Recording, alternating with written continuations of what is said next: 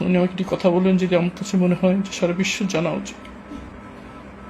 চোখের পানি ফেলতে ফেলতে বলেন, বাবা জানি না তুমি শুনেছো কিনা, কিন্তু একটা প্রেক্ষাপট এরকম এসেছিল যখন আমি সিদ্ধান্ত নিয়েছিলাম যে বাংলাদেশ জামায়াত ইসলাম থেকে আমি পদত্যাগ করি, আমি করব।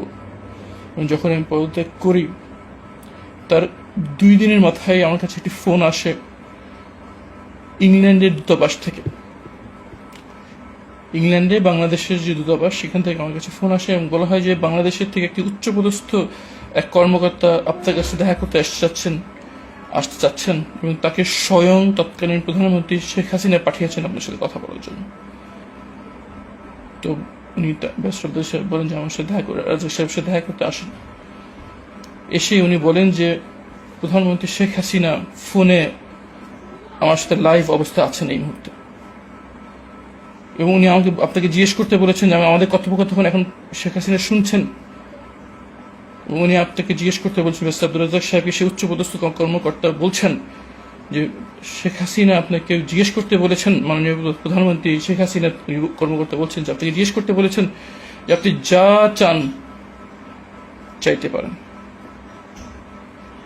মিস্টার আব্দুল রাজ্জাক সাহেব চোখ দিয়ে তার পানি পড়ছে, আমাকে বলছিল, বাবা আমি যা চাইতাম আমি তাই পাইতাম, আমি যে কোনো রাষ্ট্রীয় পদ যদি আমি চেতাম আমি পাইতাম, আমি যে কোনো অঙ্কের টাকা যদি আমি চেতাম তাহলে আমি পেতাম।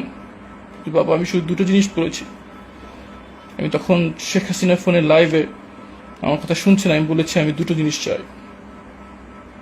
উনি বলেছেন যে আমি ব্যারিস্টার মীর আহমেদ বিন কাসেম আরমান এবং ব্রিগেডিয়ার জেনারেল আজমি এই 2জনকে জীবিত ফেরত চাই।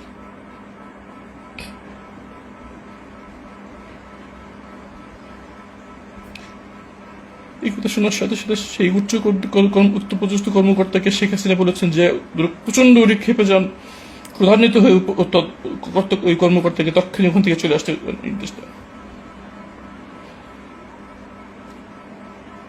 মিস্টার আব্দুর রাজ্জাক চাইলে